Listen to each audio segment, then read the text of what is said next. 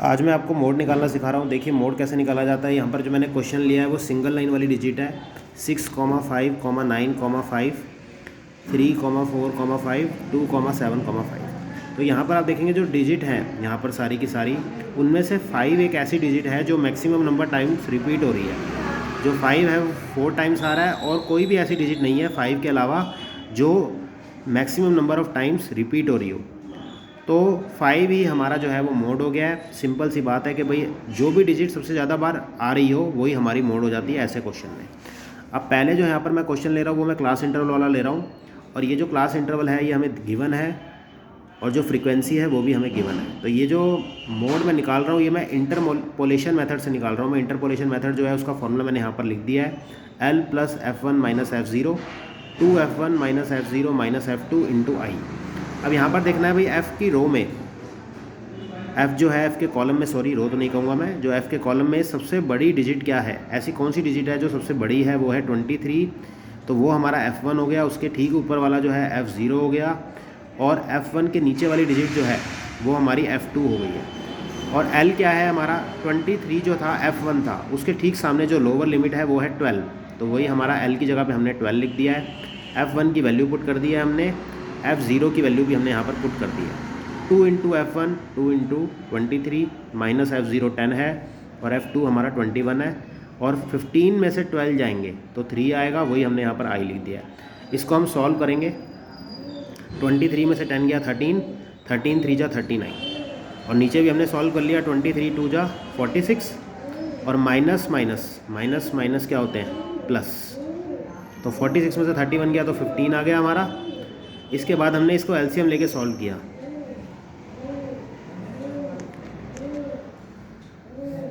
तो यहाँ पर क्या होगा, जब हम एलसीएम लेके सॉल्व करेंगे तो 12 5 जा 60 हो जाएगा, और 13 1 जा 13 हो जाएगा। दोबारा देख लीजिए, 12 5 जा 60, 13 1 जा 13, इन दोनों को प्लस करके 73 आ गया। 73 को 5 से डिवाइड करेंगे तो ये हमारा आ जाएगा 14.46। अब हम नेक्स्ट तरीके के क्वेश्चन पे आ जाते हैं। यहाँ पर भी हमको मोड निकालना है। तो यहाँ पर हमें x और f दिया हुआ है। x और f हमें क्वेश्चन में गिवन होता है। f जो था फ्रीक्वेंसी थी, उसको हमने कॉलम 1 मान लिया है। उसके अलावा हमने आगे का लिया है कॉलम 2, कॉलम 3, कॉलम 4, कॉलम 5। अब इनमें लिखना क्या है, वो वैल्यूज़ कैसे आएंगी वो मैं आपको बताने जा रहा हूँ। देखिए जो कॉलम 2 है, कॉलम 2 में हम क्या करेंगे, फर्स्ट प्लस सेकंड, इन दोनों को प्लस करके लिख देंगे। 1 और 4 को प्लस करके 5 आ गया है। तो आपने देखा मैंने जो 5 है वो मैंने बीच में लिखा है, ना मैंने 1 के सामने लिखा है ना मैंने 4 के सामने लिखा है। ऐसे ही 12 और 9 को प्लस करेंगे तो 21 मैंने बीच में लिख दिया है। 2 और 1 को प्लस करेंगे तो मैंने 3 लिख दिया है।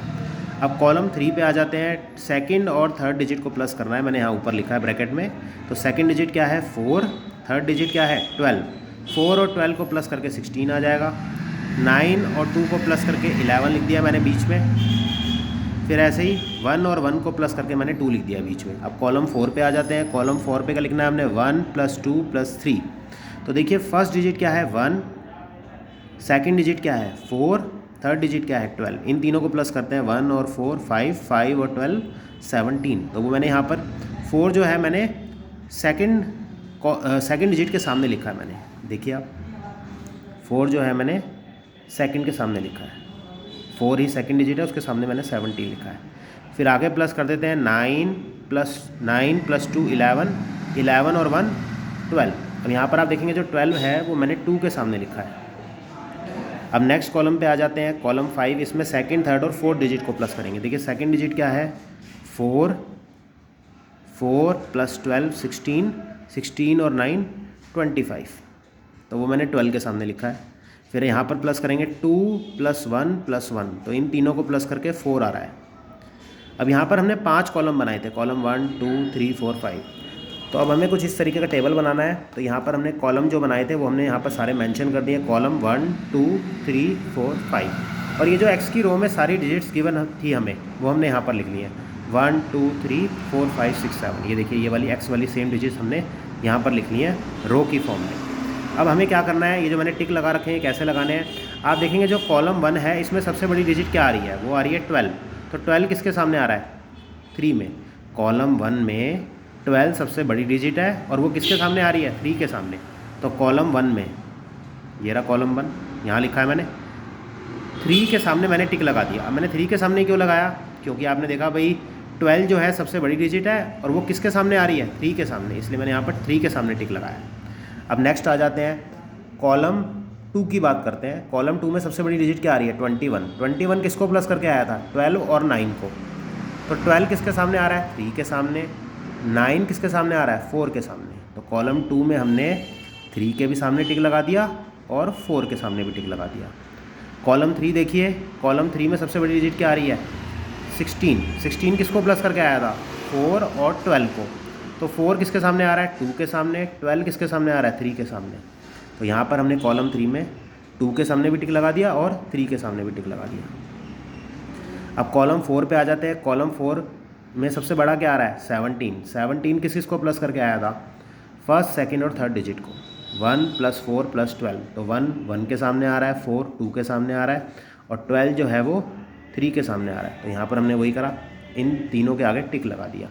कॉलम 5 में सबसे बड़ी डिजिट क्या आ रही है, 25। 25 किसको प्लस करके आया था, सेकंड, थर्ड और फोर्थ, यानी इसको, 4 को, 12 को और 19 को। दोबारा देख लीजिए, 25 किसको प्लस करके आया था, 4 12 और 19। 4 12 19 किसके सामने आ रहे हैं, 2 3 4 के सामने। तो हमने यहाँ टिक लगा दिया कॉलम 5 में, 2 3 4। अब इसकी टोटलिंग करेंगे तो यहाँ 1 आ जाएगा। यहाँ कितने टिक आ रहे हैं, 3। यहाँ कितने टिक आ रहे हैं, 1 2 3 4 5। तो यहाँ 5 लगा दिया। यहाँ पर कितने टिक आ रहे हैं, 2। सबसे बड़ी डिजिट 5 आ रही है। 5 किसके सामने आ रहा है, 3 के सामने। तो हमारा मोड क्या हो गया इस क्वेश्चन में, 3।